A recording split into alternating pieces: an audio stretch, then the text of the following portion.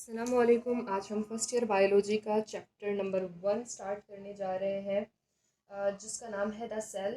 Sindh board के हिसाब से तो ये चैप्टर नंबर 4 है, मगर मैं फेडरल बोर्ड को फॉलो कर रही हूँ और बाकी बोर्ड्स को भी फॉलो कर रही हूँ, मगर मेरा जो मेन जिसको मैं फ़ॉलो करूँगी वो है फेडरल बोर्ड। तो सबसे पहले हम सेल चैप्टर से स्टार्ट करेंगे और मैं लाइन वाइज यूनिट वाइज पूरे चैप्टर को साथ लेकर चलूँगी।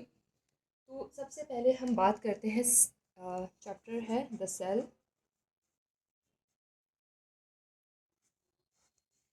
सबसे पहले हम बात करते हैं कि सेल क्या होता है। आपने 9 में या मैट्रिक में पढ़ा होगा कि सेल क्या होता है, लेकिन हम यहाँ पर एक शॉर्ट इंट्रोडक्शन ले लेते हैं, उसके बाद हम स्टार्ट करेंगे सेल मेम्ब्रेन को। तो सबसे पहले सेल क्या होता है। जब माइक्रोस्कोप इन्वेंट हो गया था, तो तब एक साइंटिस्ट था, रॉबर्ट हुक। रॉबर्ट हुक ने कॉर्क कॉर्क एक स्ट्रक्चर होता है, तो उसने माइक्रोस्कोप में देखा कि कॉर्क जो है वो वैसे तो एक सिंपल इस तरह से स्ट्रक्चर होता है, उसमें हमें सेल्स नज़र नहीं आते हैं। मगर उसने क्या किया कि जब माइक्रोस्कोप से देखा तो उसे कॉर्क में इस तरह से कुछ स्ट्रक्चर नज़र आए। तो इस तरह से कुछ स्ट्रक्चर रॉबर्ट हुक को कॉर्क में नज़र आए और उसने उसे सेल का नाम दे दिया। उसने कहा कि सेल जो होता है इस तरह से एक स्ट्रक्चर होता है, स्फेरिकल बॉडी, इस तरह से बॉडीज़ होती हैं और ये एम्प्टी होता है। ये सबसे पहले रॉबर्ट हुक ने डिस्कवर्ड किया था कि सेल क्या होता है। यानी कि हमारी, इसने कहा कि हमारी जो भी बॉडी होती है, कोई भी लिविंग थिंग्स में जो चीज़ें होती हैं, कुछ भी हमारी बॉडी को ले लो, वो इस तरह से स्मॉल स्मॉल थिंग्स से मिलकर बनी होती है और उसको नाम दिया जाता है सेल का। तो ये सेल होता है। फिर एक साइंटिस्ट आया जिसका नाम था रॉबर्ट ब्राउन। रॉबर्ट ब्राउन ने थोड़ी और डिटेल्ड स्टडी की और रॉबर्ट ब्राउन ने देखा कि सेल जो होता है वो एम्प्टी नहीं होता है। सेल के अंदर, जैसे कि ये हमने एक सेल को सेपरेट किया है, तो सेल जो होता है वो एम्प्टी नहीं होता है, उसमें एक स्फेरिकल बॉडी होती है और उसको इसने नाम दे दिया कि ये होता है न्यूक्लियस। सेल को डिस्कवर्ड किया था रॉबर्ट हुक ने, फिर न्यूक्लियस को डिस्कवर्ड किया रॉबर्ट ब्राउन ने। फिर एक और साइंटिस्ट आया जिसका नाम था शिवान।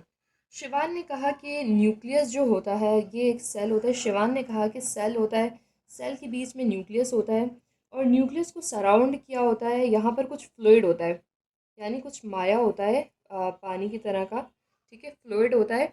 और सेल के ऊपर यहाँ पर एक झिल्ली होती है जिसको हम मेम्ब्रेन कहते हैं, ठीक है।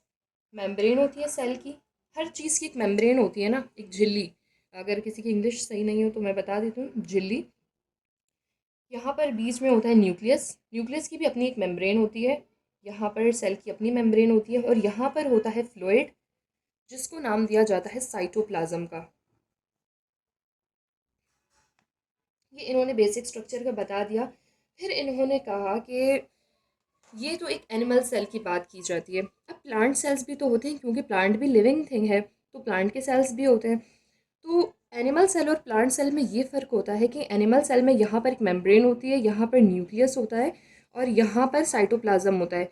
लेकिन प्लांट सेल में क्या होता है कि सेल की जो मेम्ब्रेन होती है उसके ऊपर एक और इस तरह से वॉल होती है, एक दीवार होती है इस तरह से सेल की मेम्ब्रेन के ऊपर, और इसको नाम दिया जाता है सेल वॉल का। प्लांट सेल में होता है। एनिमल सेल में, यानी कि हमारे जो सेल्स होते हैं उनमें सेल वॉल नहीं होती है। तो ये सेल का बेसिक इंट्रोडक्शन है कि सेल क्या होता है। हाँ, पहले कॉर्क में देखा गया था, उसके बाद रॉबर्ट ब्राउन ने इसका न्यूक्लियस डिस्कवर किया और फिर शिवान ने बताया कि इसमें साइटोप्लाज्म होता है और मेम्ब्रेन होती है। ओके, फिर हम बात कर लेते हैं सेल थ्योरी की। सेल थ्योरी सेल थ्योरी ये होता है कि सेल के ऊपर एक थ्योरी आई थी जो दो साइंटिस्ट ने दी थी और फिर उसका जो लास्ट वाला पॉइंट था वो एक और साइंटिस्ट ने दिया था। तो सेल थ्योरी को किसने दिया, आप लोग ईयर बुक में ईयर वगैरह मेंशन किए हुए होते हैं, ये मैं सिंध बोर्ड से अभी फ़िलहाल बता रही हूँ। तो एक साइंटिस्ट था शील्डन और एक था शिवान। उन्होंने सेल थ्योरी दी। उन्होंने सेल के बारे में 3 मेन पॉइंट्स बताए जो सारे सेल के लिए होता है, हर सेल के लिए ये एप्लीकेबल होता है। इनका पॉइंट नंबर 1 था कि all living organism are composed of one or more cell, यानी कि जो भी लिविंग ऑर्गेनिज्म होते हैं वो एक या एक से ज़्यादा सेल से मिलकर बने हुए होते हैं। यानी कि कोई भी लिविंग ऑर्गेनिज्म, हम हो गए या प्लांट्स हो जाते हैं, कोई एनिमल हो जाता है, यहाँ तक कि बैक्टीरिया या वायरस वगैरह भी, तो वो एक सेल से मिलकर बने हुए होते हैं। हम तो एक से ज़्यादा सेल से ऑफकोर्स मिलकर बने हुए होते हैं। तो इसने कहा कि ऑल लिविंग ऑर्गेनिज्म, या आप बुक में देख लीजिएगा कि all living organism are made up of one or more cell, यानी कि हर लिविंग ऑर्गेनिज्म एक या एक से ज़्यादा सेल से मिलकर बना हुआ होता है। ये पॉइंट भी इनका बिल्कुल ठीक था।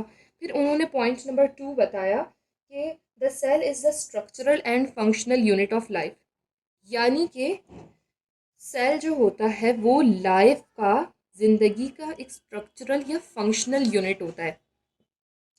स्ट्रक्चरल और फंक्शनल यूनिट होता है क्योंकि लाइफ जो होती है वो सेल से स्टार्ट होती है। तो सेल अगर नहीं होगा तो लाइफ भी नहीं होगी। तो ये स्ट्रक्चरल और फंक्शनल यूनिट होता है। ये पॉइंट भी इनका बिल्कुल करेक्ट था।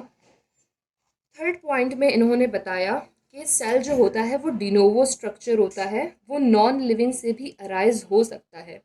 अब इनका ये वाला पॉइंट रॉन्ग था। इन्होंने कहा, वैसे नॉर्मली जो सेल साइकिल होती है, ये चैप्टर में मैं आप लोग को करवाऊंगी कि किस तरह से, जैसे कि हम छोटे होते हैं, ठीक है, फिर हमारा साइज़ इंक्रीज़ होता है, तो ये क्या होता है, ये सेल का साइज़ नहीं बढ़ता हमारे पास सेल के नंबर्स बढ़ते हैं। तो सेल इस तरह से डिवाइड होता है कि पहले एक सेल होता है, फिर वो दो में डिवाइड हो जाता है, फिर वो दो में डिवाइड हो जाता है, और इस तरह से नंबरिंग इनकी इंक्रीज़ होती रहती है। तो इनका कहना था कि हर न्यू आने वाला जो सेल होता है ना, वो नॉन लिविंग स्ट्रक्चर से भी अराइज हो सकता है, नॉन लिविंग सेल से। लेकिन सेल जो हो, ये पॉइंट इनका गलत है, क्योंकि सेल जो होता है वो डिवाइड ही तभी होगा क्यों, जब वो लाइव होगा। प्रीवियस वाला लाइव सेल होता है, उसी से ही तो इसके दो स्ट्रक्चर, दो सेल्स बनते हैं। तो ये पॉइंट इनका गलत था, क्योंकि स्टार्टिंग में तो यही पॉइंट इनका करेक्ट कहा जा रहा था।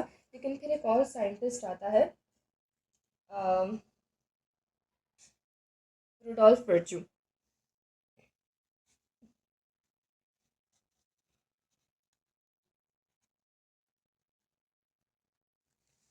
एक और साइंटिस्ट आता है, रुडोल्फ वर्च्यू। उसने कहा कि इसका जो पॉइंट नंबर 1 है और पॉइंट नंबर 2 है, ये तो बिल्कुल ठीक है, लेकिन इसका थर्ड पॉइंट जो है वो गलत है।